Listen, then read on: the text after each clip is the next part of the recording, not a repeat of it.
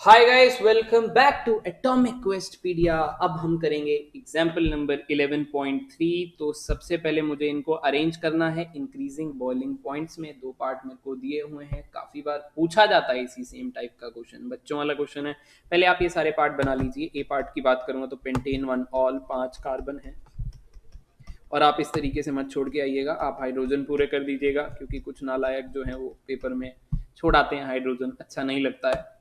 तो ये है पेंटेन वन ऑल। सेकंड में बनाऊंगा ब्यूटेन वन ऑल। तो ब्यूटेन वन ऑल अगर मैं बनाऊंगा आप लोगों के लिए तो आप बनाएंगे इस तरीके से, इसमें कार्बन कम है एक, ब्यूटेन टू ऑल। काफ़ी आसान है ब्यूटेन टू ऑल बनाना तो यार।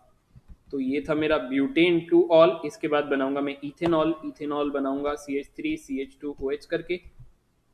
इसके बाद बनाऊंगा मैं propane one all. Propane one all बनेंगे मेरे 3 कार्बन के साथ अल्कोहल। फिर बनेगा मेरा मीथेनॉल। फिर बनाया मैंने मीथेनॉल। अब इन पे मैं दे देता हूँ नंबर, ये 1, ये 2, ये 3, ये 4, ये 5, ये 6। मुझे बताना है इनमें से सबसे ज्यादा बॉइलिंग पॉइंट किसका था। तो दोस्तों ध्यान रखिएगा, बॉइलिंग पॉइंट उसका ज्यादा होता है जिसमें ज्यादा नंबर ऑफ कार्बन होते हैं, यानी कि boiling point is directly proportional to होता है आप लोगों का साइज।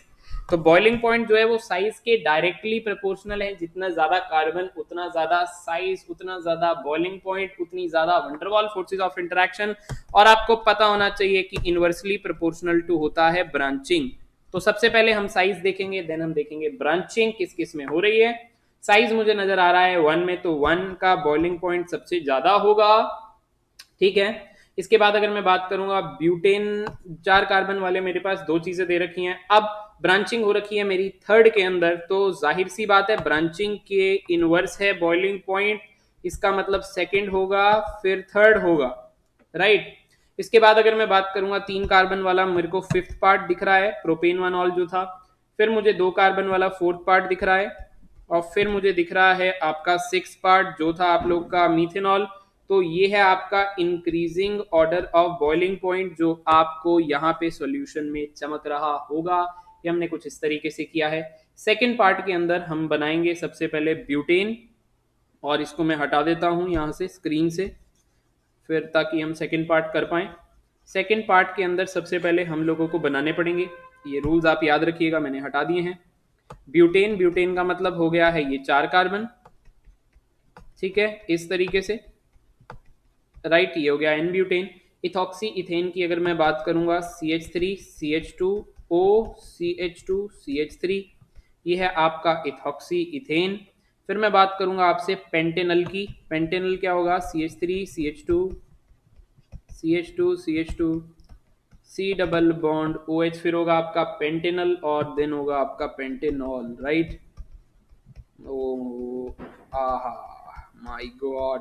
आपको इसके अंदर ये पता होना चाहिए कि ये जो अल्कोहल है इनके अंदर होती है हाइड्रोजन बॉन्डिंग। ओहो, अल्कोहल के अंदर होती है हाइड्रोजन बॉन्डिंग, तो अल्कोहल का बॉइलिंग पॉइंट होता है सबसे ज्यादा। फिर हाइड्रोजन बॉन्डिंग का मैग्नीट्यूड एल्डिहाइड्स में काफी कम होता है एज कंपेयर टू अल्कोहल, तो बॉइलिंग पॉइंट उससे कम होगा।